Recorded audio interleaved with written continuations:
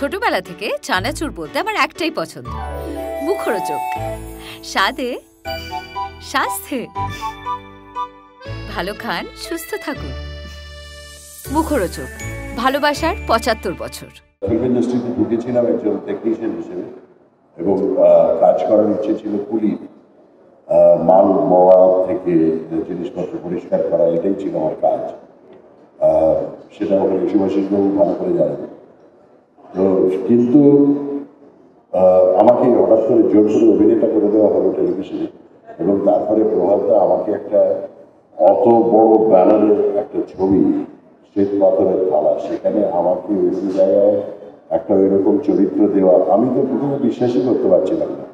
একদম প্রভাতদা ভুল করছেন অন্য কারোর সঙ্গে, কিন্তু শ্বেত পাথরের থালায় আমাকে কাস্ট করলেন এবং credit goes to Aparna Sen definitely, কারণ তিনি মানিয়ে নিয়েছিলেন, আমাকে ভীষণভাবে সাহায্য করেছিলেন।